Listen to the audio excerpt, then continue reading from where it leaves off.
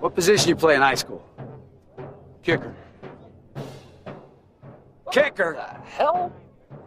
Coach thought it'd be the best position for me. Who's your coach? Math teacher. In the likable Leatherheads, director star George Clooney almost scores a touchdown with his tribute to those classic 1930s screwball comedies popularized by Frank Capra and Howard Hawks. Now, Leatherheads is a romantic comedy, too, but not exactly a romance just between a man and a woman, but a romance between a nation and professional football.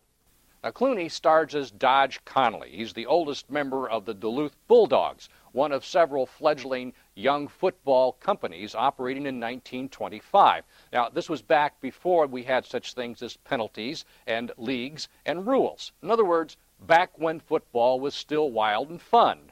In an act of desperation, Dodge offers a huge sum of money to a fellow called the Bullet. Now, he's played by John Krasinski, star of The Office. Now, the Bullet is a college superstar on the gridiron. He's also a World War I war hero.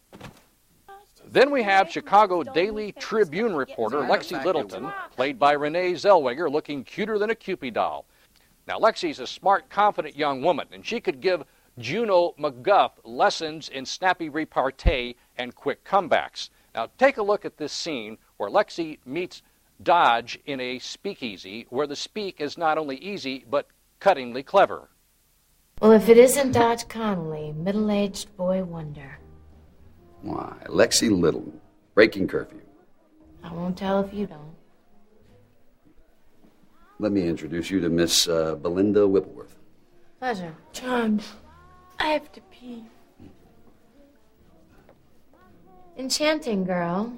I thought you had to be 21 to get into a place like this. She's 21. I meant her IQ. I wasn't planning on running her for Congress. No? What were you planning on doing with her? You know, the usual. Put her in shoulder pads and a helmet and knock her brains out? I think somebody beat me to it. Well, she'll do well in Congress. Well, you're only as young as the women you feel.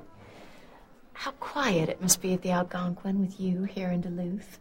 Leatherheads was written by two former Sports Illustrated writers, and you can tell because there's an absolute love for the sports that emanates from this motion picture. Plus, these guys know how to lay down a memorable line of dialogue on the field. Well, you know, there's a lot to like about this impeccably cast romantic romp. I mean, Zellweger and Clooney, they look just like 1930s classic vintage Hollywood movie stars.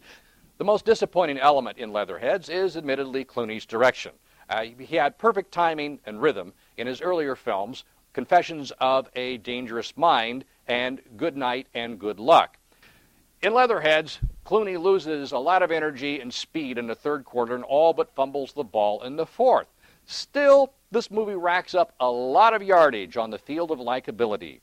And now I think we can probably dispense with the gridiron metaphors here. For the Daily Herald on the web, dailyherald.com, I'm Dan Gire.